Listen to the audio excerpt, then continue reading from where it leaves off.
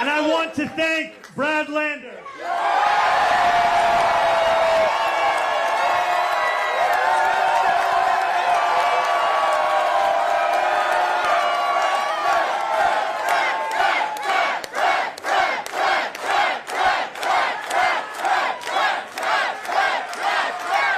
Who did exactly that.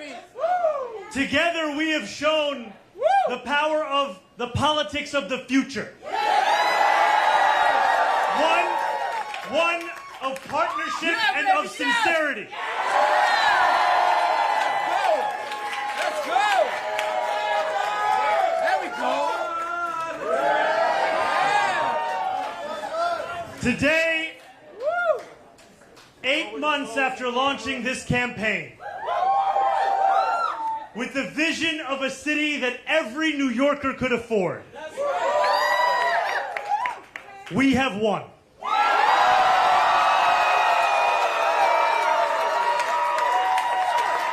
We have won from Harlem to Bay Ridge. We have won from Jackson Heights to Port Richmond. We have won from Maspeth to Chinatown. We have won because New Yorkers have stood up for a city they can afford. A city where they can do more than just struggle.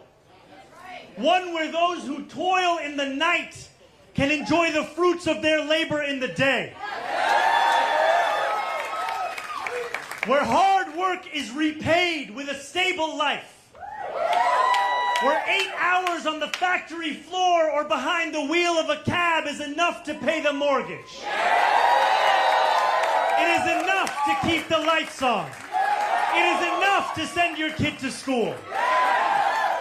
Where rent-stabilized apartments are actually stabilized. Where buses are fast and free. Where childcare doesn't cost more than CUNY. And where public safety keeps us truly safe. And it's where the mayor will use their power to reject Donald Trump's fascism. To stop mass ICE agents from deporting our neighbors. And to govern our city as a model for the Democratic Party. A party where we fight for working people with no apology. A life of dignity should not be reserved for a fortunate few. It should be one that city government guarantees for each and every New Yorker. If this campaign has demonstrated anything to the world, it is that our dreams can become reality. Dreaming demands hope. And when I think of hope, I think of the unprecedented coalition of New Yorkers that we have built. For this is not my victory. This is ours. It is the victory of the Bangladeshi auntie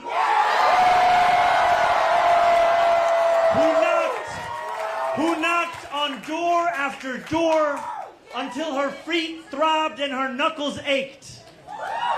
It is the victory of the 18-year-old who voted in their first ever election. And it is the victory of the Gambian uncle who finally saw himself and his struggle in a campaign for the city that he calls home. Dreaming demands solidarity. And when I look out at this room and out onto the midnight skyline, that is what I see. Canvas launches that continued in the pouring rain. Children who called parents, strangers who care about those they will never meet, a New York that believes in each other and in itself. This is solidarity, and it defines our victory. And above all, dreaming demands work. Last Friday night, as the sun began to drop in the sky, I set off on a 13-mile walk from the northernmost tip of Manhattan to the base of the island. We began in Inwood, where music played and neighbors set out dominoes on the sidewalk. It was 7 p.m. The weekend had arrived. For most people, the time for work was over. But this is New York, where the work never ends. Waiters carried plates on 181st Street. Conductors drove the subways that rattled high above 125th. And world-class musicians tuned instruments as we passed Lincoln Square. By the time we made it downtown, a crowd marched behind us, a living embodiment of the energy and purpose that defines this campaign. Still, long past midnight, New York worked. Garbage trucks weaved through empty streets. Fishmongers carried in tomorrow's wares. And when we finally arrived at the Battery at 2:20 a.m. in the morning, the workers who run the Staten Island Ferry were on the job too. Just as they are every hour of the day, every day of the week. Each of these New Yorkers carried a dream with them that night as they labored. Just as each of us dreams of a New York that is more hopeful and affordable for all. And we have worked hard for our dream. This has been a historically contentious race. One that has filled our airwaves with millions in smears and slander. I hope now that this primary has come to an end. I can introduce myself once more.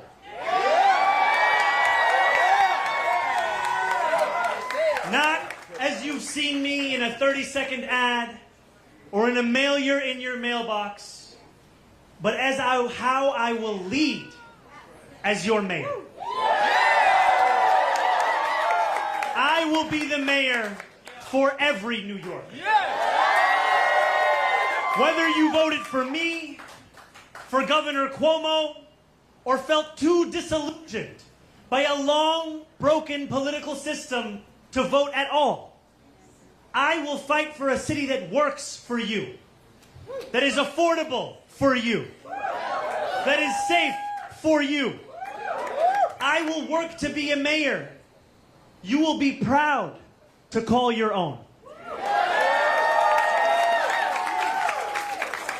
I cannot promise that you will always agree with me, but I will never hide from you. If you are hurting, I will try to heal. If you feel misunderstood, I will strive to understand. Your concerns will always be mine, and I will put your hopes before my own. And I know that those hopes extend beyond our 5 boroughs. There are millions of New Yorkers who have strong feelings about what happens overseas. I am one of them. And while I will not abandon my beliefs or my commitments, grounded in a demand for equality, for humanity, for all those who walk this earth, you have my word to reach further, to understand the perspectives of those with whom I disagree, and to wrestle deeply with those disagreements. Let me close with this. In these dark times, I know that it is harder than ever to keep faith in our democracy. It has been attacked by billionaires and their big spending, by elected officials who care more about self-enrichment than the public trust, and by authoritarian leaders who rule through fear. But above all, our democracy has been attacked from within. For too long, New Yorkers have strained to find a leader who represents us, who puts us first. And we have been betrayed time and again. After so many disappointments, the heart hardens. Belief becomes elusive. And when we no longer believe in our democracy, it only becomes easier for people like Donald Trump to convince us of his worth. For billionaires to convince us that they must always lead. As FDR said, democracy has disappeared in several other great nations. Not because the people disliked democracy, but because they had grown tired of unemployment and insecurity, of seeing their children hungry while they sat helpless in the face of government confusion and weakness. In desperation, they chose to sacrifice liberty in the hope of getting something to eat. New York, if we have made one thing clear over these past months, it is that we need not choose between the two. We can be free and we can be fed. We can demand what we deserve. And together we have built a movement where everyday New Yorkers recognize themselves in our vision of democracy. Every new voter registered, that is faith renewed. Every voter who traveled through withering heat to the polls, that is faith renewed. And every New Yorker who sees solutions to the daily challenges they face in this campaign, that is faith renewed. Together, New York, we have renewed our democracy. We have given our city permission to believe again. And I pledge to you that we will remake this great city, not in my image, but in the image of every New Yorker who has only known struggle. In our New York, the power belongs to the people.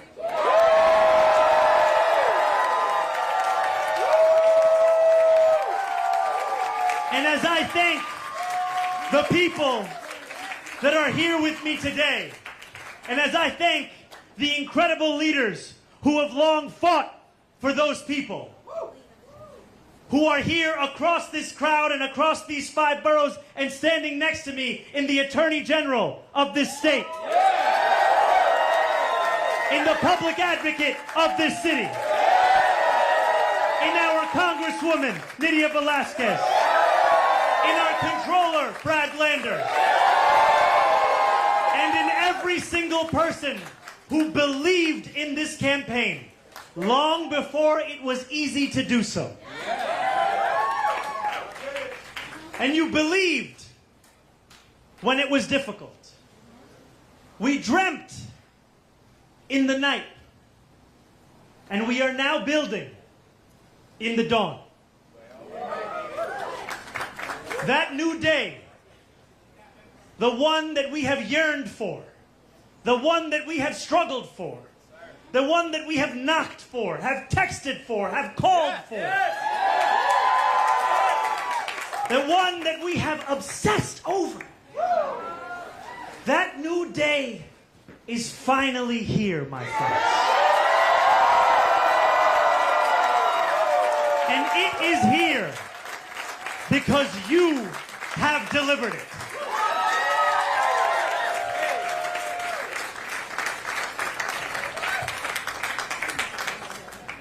Thank you.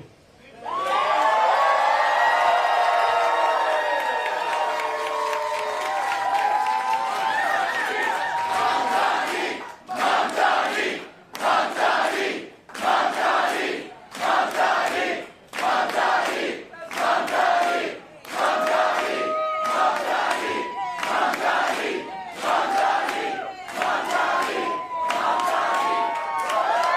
Thank you.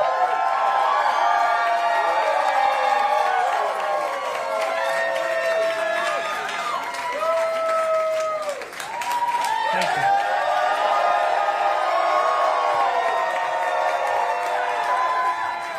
And as I thank you, I must thank those who brought me into this world. I must thank my mother and my father.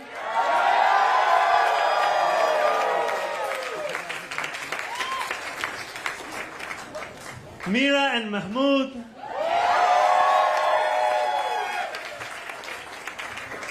And I must thank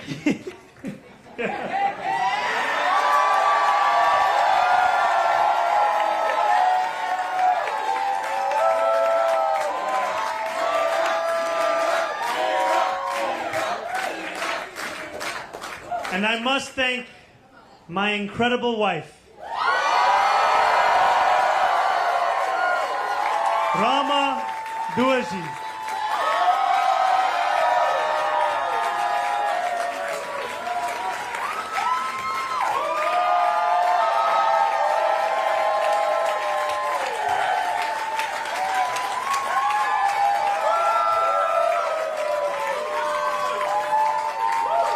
Thank you.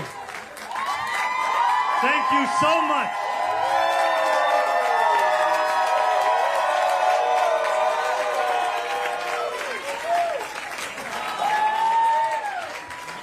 Now let us lead this city into one that is affordable for each and every New Yorker.